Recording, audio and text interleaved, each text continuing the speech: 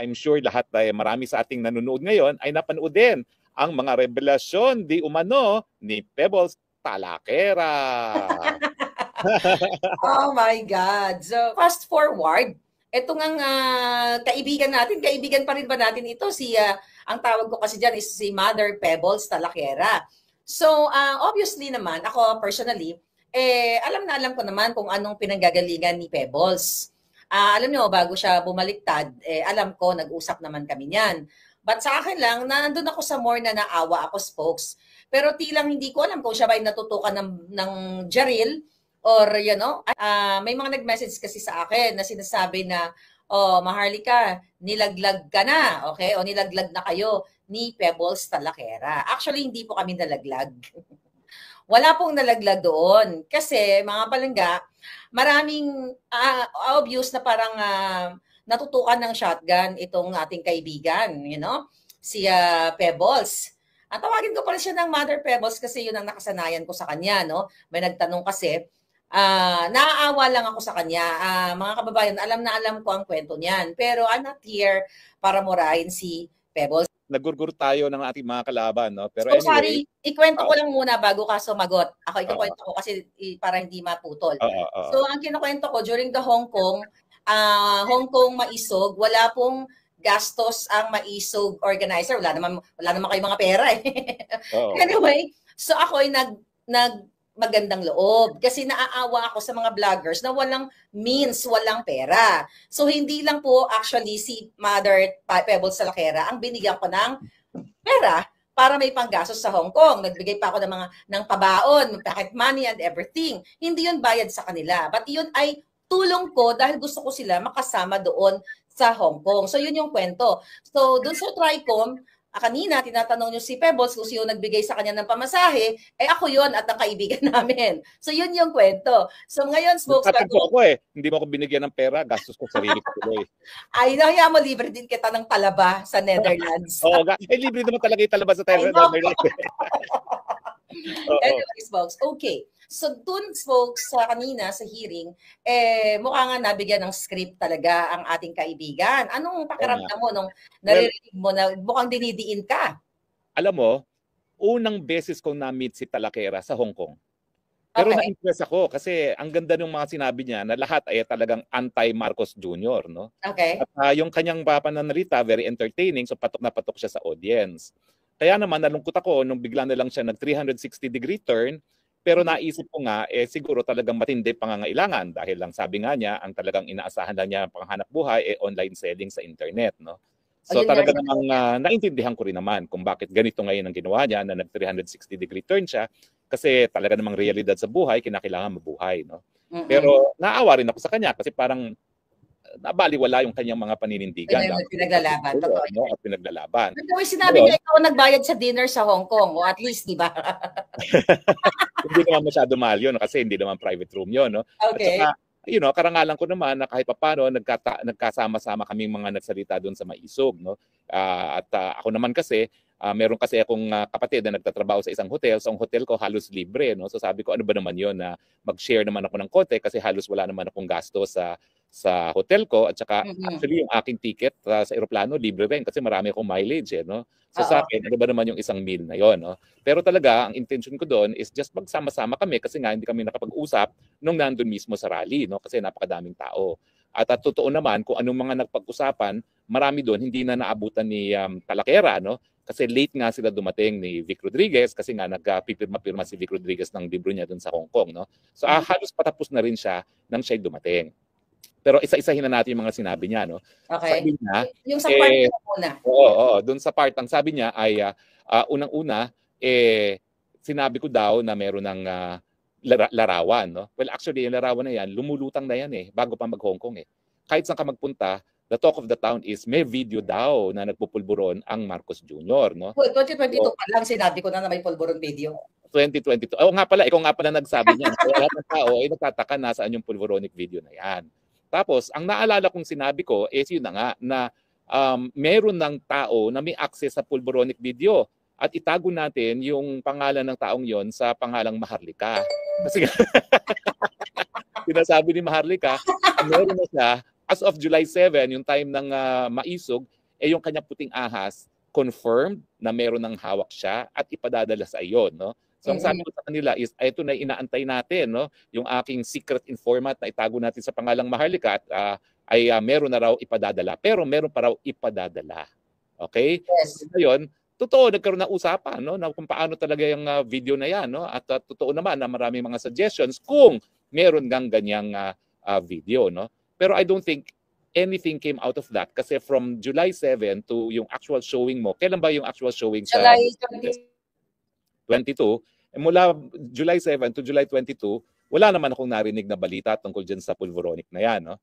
Tapos ang sabi ni Talakera, nag-premiere daw sa Vancouver at naroon ka daw. Well, kami na po nagsasabi ni Maharlika, wala po si Maharlika sa Vancouver. Walang premiere doon. Wala pong premiere doon. Ang sabi ni Boljakera, nag-live daw. Bakit hindi pinakita sa live kung doon na video? Ni Talakera. Ni Talakera. Oo, sana pinakita ni Talakera yung sinasabi niyang live video kung saan nagkaroon ng premiere ang pulveronic video sa Vancouver. Pero makikita po natin yung pagsisinungaling ni Boljakera o di naman siguro. Talakera.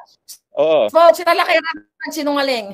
Oo nga. Nakikita natin yung pagsisinungaling ni Talakera na sinabi niya na nandun ko daw sa Vancouver. Well, ako naman, either nagsisinungaling siya o wala talaga siyang alam. Kasi nga, sa Hong Kong, late na talaga siya dumating eh. At alam mo, sa totoo lang, may mga concerned na doon sa Hong Kong na pag-usapan ng mga sensitibong bagay pag narariyan si Boljakera. Talakera. Hindi, Talakera pala. Talakera pala, sorry. Okay. So actually, may mga kumakalabit na kung anong sensitibong pag-uusap kasi hindi naman po pwede mag-usap ng sensitibo doon, hindi pribadong room yun eh. Public yun eh, no? So hindi ko maintindihan kung paano mag-uusap ng mga sensitibo doon at saka kami nagsasabi na nga, ingat tayo, no? Ingat tayo, no? So I don't think anything sensitive was actually discussed doon sa public na restaurant na yon. Hindi po yan private room at hindi naman kami siguro luko-luko na magsasalita o mag-uusap tungkol sa pribadong bagay. Pero anyway, ang unang-unang paninungaling ni Talakera ay tayong dalawa daw ay nasa Vancouver at doon nag-premiere. Wala pong premiere sa Vancouver. Now, Boljakera naman, kailan tayo nagkaroon ng premiere? Well, nagkaroon tayo ng premiere noong July 24 dito na nga sa California, sa Long Beach. Kasama kayo ni Attorney Glenn Chong na kung saan nandoon tayo at talagang pinakita ko ng bonggang-bongga ng buo yung video. Tapos doon, nung sa sinabi nga ni Talakera na kesyo,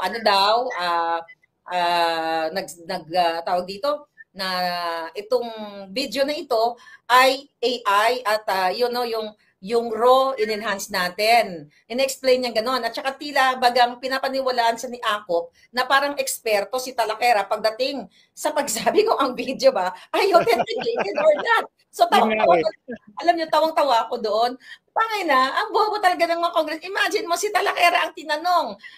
Obviously, talagang scripted. Ito script ni Lisa Tanas na paano ang credentials ni Pebbles Talakera na para paniwalaan nitong mga julol na TRICOM na ito na ang video ay in-enhance na in-AI daw para daw una sabi niya raw tas in-enhance natin para mas maliwanag then in may AI intervention. Naku, mother, alam mo naman yan, pero naintindihan ka, baka natutuka ka ng baril or whatever, so we totally understand you. Okay, so yung video na yan, nung dumating sa akin, medyo blurred, ano siya talaga, malabo. Kaya, di ba, sa cellphone, pwede mong anuhin, yung picture mo, pwede mong paliwanagin. Yun lang yung ginawa ko. And after that, pina-authenticate ko yan sa dalawang bansa. Sabi ko, di ba, isa sa ibang bansa, at dito sa California. So kung di ba naman OGAG, itong itong TRICOM na ito, si Talakera ang kanila ngayong eksperto. Oo nga, wala namang credentials si Talakera. I'm sorry, Talakera. Ako talaga, nung naunang kitang namit sa Hong Kong, aliw na aliw ako sa iyo at alam mo yan, no? At bilib na bilib ako sa iyo dahil akala ko tapang-tapang mo. Hindi ko makalaing konting pitik lang sa iyo, baliktad ka na, no? Pero anyway, talaga nagulat ako na ginawa nilang expert on audio authentication itong si Talakera on the basis of anong nakita niya, no? Now, alam mo, ako naman, dahil ako naman ay isang abogado, bago ko rin shinare ang video na yan galing sa iyo, ay tinignan ko rin yung isang website na pwede kang pumunta ron, mag-upload ng mga video para malaman kung AI siya. At yan nga yung ginawa ko sa New York, no? Matapos ang California, nagtungo kami ng New York ni Attorney Glenn Chong At doon ko ginawa step by step. Pinakita ko sa lahat kung paano ko ipinasok yan sa program na yan at lumabas na hindi siya AI. Kasi sabi ko nga, at that point, wala tayong anything in writing. Although alam ko, nagpa-authenticate ka na. No? Pero yung unang authentication mo, bago pa mangyari ang LA, sinabi mo nga na ayaw mag-issue ng statement ng unang kumpanya, no? Kasi ayaw nilang ma-involve sa international politics. No? Medyo dayuhan yung kumpanyang yon. No? Pero sabi ko, para naman also to protect me, kasi alam mo naman, matagal na ako nagdidepensa ng mga kaso ng libel, dapat kinakailangan talaga wala talagang ebidensya na hindi ka nag-verify, tinignan ko yung site na yon sa internet at ipinasok ko doon at pinakita ko pa publicly sa New York na ang resulta is it is not AI. At ang linabas natin, it is not AI. Bukod pa doon sa authenticated mo na meron kang written report ng isang eksperto dyan sa LA. Na ginamit mo sa iyong asylum. Alam mo, tuwan ako. Maraming salamat sa Trader Committee at Kibo Jaquera kasi yan ang problema ko. Paano ko mapapatunayan na talagang dinidikdik ako dahil sa pulveronic video? Ngayon, meron na ako isang buong hearing ng Kongreso kung saan malinaw talaga na akong sinisisi nila sa pulveronic video. So maraming salamat kasi alam mo, miski dalawang parang isa't kalahating metro na yung aking ebidensya in writing, wala pa talaga akong mapatunayang ebidensya na talagang itong pulveronic video ang dahilan ko kaya dinikdik ako, no? Ngayon meron na. Thank you. Napatuloy yung ating trabaho. Salamat na rin tayo kay Talakera. Thank you Talakera kasi at least na-facilitate yung aking asylum dahil sa iyo. At thank you rin kay Congressman Acop, no? Dahil yung hearing na yan, talaga namang magpapakita na yan talaga ang dahilan kung ba't nila ako dinikdik from day one nung nagsimula ang TRICOM, no? Ang PADCOM pala, ang HUADCOM pala. Oo. Now, anyway, ipapang masasabi ko dyan is yung sabi daw niya sa Hong Kong, sabi ko daw sa Hong Kong, ako'y may kakayahang magpabagsak ng gobyerno. Well, nakakatawa naman yan kasi nga, una-una, wala naman ako kahit isang baril. Okay? Wala naman akong sinabi na kinakailangan tayo gumamit ng dahas, no? Kung sinasabi niya, ay itong video ito, kung merong video nito, ay itong magpapatubad sa gobyerno, hindi ako magpapatubad ng gobyerno. Kung hindi, yung Marcos Jr. na pumayag na siya ay makunan habang siya ay humihit-hit. Yan ang magpapatubad ng gobyerno, hindi ako. Yung aktor na presidente ang siya magpapatumba ng kanyang gobyerno mismo dahil sino ba naman ang Pilipino na nasa tamang pag-iisip na tatanggapin ng presidente ay adik. At yung konteksto na lumabas nga itong video nito ay sinabi na nga ni Presidente Duterte na meron siyang kakilala na bago pa maging presidente, pupunta ng Davao, humihit-hit kasama mga mayaman sa Davao. Tapos nandiyan din si Agent Morales na meron siyang confidential agent na nagsasabi nga na humihit-hit ang Presidente Marcos Jr. So yan naman yung konteksto. Yung paglabas ng video na yan, talaga namang binantayan at inantayan ng publiko kasi parang kulang naman, no, na kung manggagaling lang kay Presidente Duterte at manggagaling lang kay Agent Morales, no. At nang lumabas yan, na fully authenticated naman dyan sa Los Angeles, marami talagang naniwala na. Kaya wag akong sisihin. Ang sisihin yung gumamit ng cocaine. Dahil bakit mo sisihin ng mensahero, no? Samantalang ang gumamit ng cocaine talaga ang siya magpapabagsak ng gobyerno. Hindi alam mo, folks, ang nakikita ko dito, tayo mo kung pareho tayo ng analysis dito na gagamitin nila ito para sa inciting. Okay? Inciting to sedition. Kasi di ba, nung 2 weeks ago, nung bago ako dumating sa Netherlands, actually thank you na rin kay Director Santiago dahil talagang nagsalita siya publicly na i-hunt down, sabi niya, I will hunt her down. Kahit saan ako daw. So, ginamit ko rin yon. Sa aking mga kaso na napatunayan ko na talagang totoo yung mga assassins na gusto talaga akong gurgurin. So, ganito po kapag mga tanga ang kalaban natin. Diba? Kasi walang ibigay ng bala para sa atin, no? At ngayon, napabdalo-tuloy yung ating task na pruebahan na talagang dinidiin tayo ng gobyerno, no? So anyway, ang sinabi pa ni Pebos Talakera sa kanyang sinumpang salaysay, dahil daw sa mga pangyayari, sigurado siya na akong namuno sa pagkakalat ng pulveronic video, no? Well, unang-una, sinabi naman niya sa hearing, hindi siya naniniwala na akong gumawa ng pulveronic video. Number 1. Okay, ang sinasabi niya, ako raw ang pasimuno sa pagkalat.